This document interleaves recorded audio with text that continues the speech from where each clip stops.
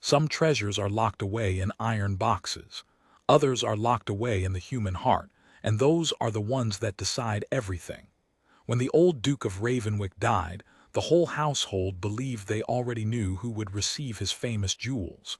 They were wrong. Inside a sealed envelope in his own shaking hand, the Duke had written a single name. It was not the name anyone expected. And the moment that envelope was opened, two women, one proud, one quiet, would discover that the greatest inheritance is not always the one you fight for. The Duchy of Ravenwick had stood on its gray cliffs for 400 years, and in all that time no one had ever questioned where its treasures would go. Duke Reynard Ashmore was the last of the old line, a tall and silent man who had outlived his wife, his friends, and most painfully his only son. When he passed away on a cold morning in early spring, the great house fell so quiet that the servants spoke in whispers, as if the walls themselves were listening. Two women remained in that house. The first was Lady Cordelia, the Duke's younger sister, sharp-eyed, elegant, and certain of her place. For 30 years she had run grand dinners, charmed important guests, and reminded everyone that the Ravenwick jewels were a family legacy and that she by blood was family. In her mind the matter was already settled. The famous sapphire set, the moonstone tiara worn by duchesses for 2 centuries, all of it would soon be hers. The second woman was Lady Eleanor. She had not been born to any of this. Years earlier she had married the Duke's son, a gentle young man who died far too soon, leaving her a widow before she was 30. She might have left then. No one would have blamed her. Instead she stayed, quietly caring for the grieving old Duke, reading to him on long evenings, walking with him in the gardens, asking for nothing. The household barely noticed her. Lady Cordelia certainly did not. On the day after the funeral, the family lawyer arrived in a black coach. His name was Aldous Crane, a careful man who had served the Duke for decades, and he carried a worn leather case clasped tight against his chest. He requested that the household gather in the long library at noon. Word spread quickly through the corridors, and by mid-morning the air felt heavy with expectation. Before he left them to prepare, Mr. Crane said something strange. The Duke, he explained, had left more than one document. There was the will everyone expected, and there was a second instrument, sealed with wax, which the Duke had ordered must not be opened until the family stood together. No one yet knew what waited inside it. At noon they assembled beneath the tall library windows. Lady Cordelia took the chair nearest the fire, her back straight, her hands folded like a queen awaiting a coronation. She had chosen a deep blue gown that morning, almost the color of the famous Ravenwick sapphires, and more than one servant noticed the choice.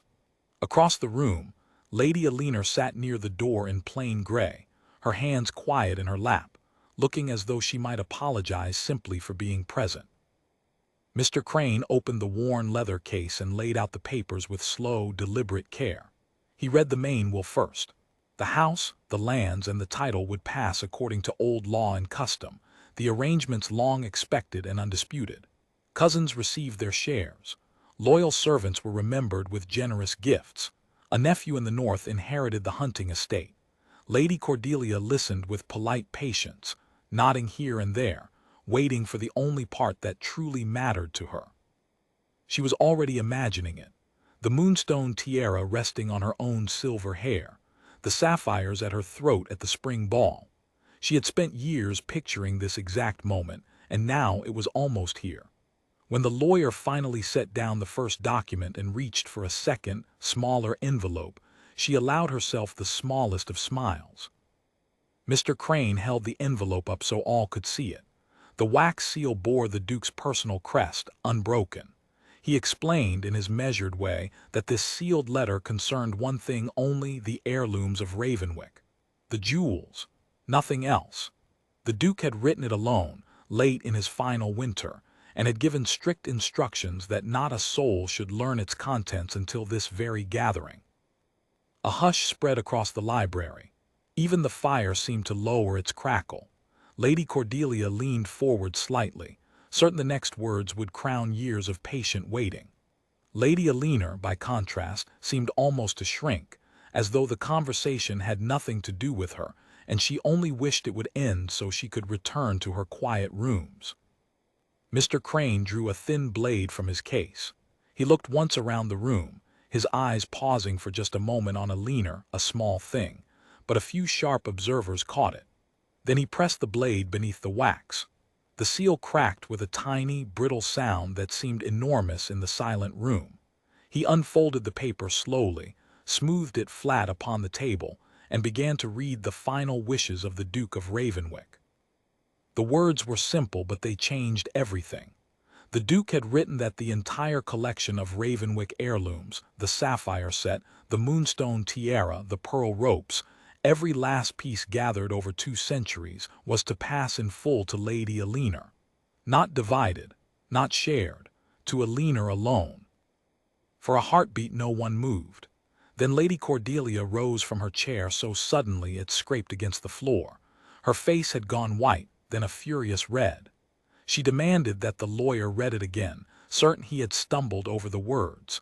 Mr. Crane read it once more slowly, and the meaning did not change. The jewels belonged to the quiet widow in gray. Cordelia's composure shattered. She called the letter a forgery, a cruel trick.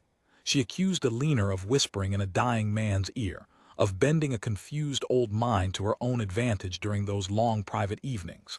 Her voice rose and cracked as years of certainty collapsed around her. How could a woman who was not even born to the family receive what generations of true Ravenwicks had treasured? It was theft, she said. It was a scandal. She would fight it in every court in the land. Through all of this, Lady Eleanor sat frozen, her eyes wide with shock. She had not expected this. She did not want it. She tried to speak, to say that the jewels meant nothing to her, that she would happily step aside, but her soft voice was lost beneath Cordelia's anger. The other relatives shifted uncomfortably, some siding with Cordelia's outrage, others watching Eleanor's genuine bewilderment and wondering if a guilty woman could truly look so lost. Mr. Crane raised a hand for calm, but the room had already split in 2. Cordelia swept toward the door, declaring that she would summon her own lawyers by morning. The peaceful house had become a battlefield, and a long and bitter fight seemed certain. It was then, as the others argued, that Eleanor noticed something. Tucked within the folds of the same letter was a second, smaller paper, folded tight and marked with a single word in the Duke's familiar hand, her own name. Mr. Crane had not yet seen it. Quietly, almost without thinking, she drew it free.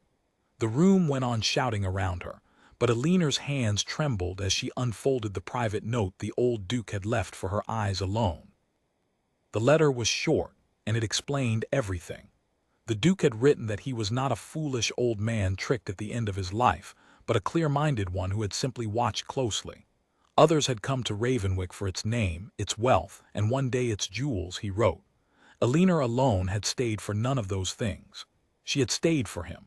She had sat with him through sleepless nights, listened to his old stories 100 times, and never once asked for anything in return.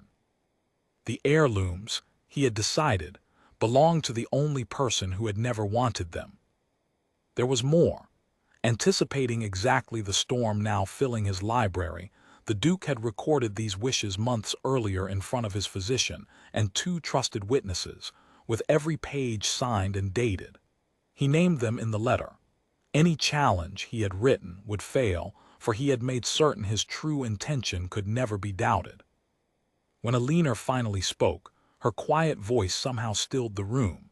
She read the Duke's words aloud, and as she did, the anger drained from the air. The witnesses he named were known to all present as honest people beyond bribing. The forgery accusation crumbled. Cordelia stood very still, her sharp certainty replaced by something rawer and more painful, the slow understanding that her brother had seen the difference between them and had chosen. Eleanor crossed the room to where Cordelia stood. From the open jewel case she lifted a single piece, a small enamel brooch, modest beside the great sapphires, the one the Duke's mother had worn every day of her life. She placed it gently in Cordelia's hands and said that no letter could replace a lifetime of belonging to this family, and that this piece, the most loved of all, should stay with someone who had carried the Ravenwick name since birth. Cordelia looked down at the little brooch, and for the first time in many years her proud eyes filled with tears. It was not a full piece, and it would take time, but it was a beginning. In the seasons that followed, Lady Eleanor wore the famous jewels only rarely, and always quietly. People who had once overlooked her now understood what the old Duke had known all along, that true worth makes no noise, asks for nothing, and is very often discovered far too late. The greatest inheritance of Ravenwick had never been the sapphires at all. It had been the quiet, faithful heart that earned them.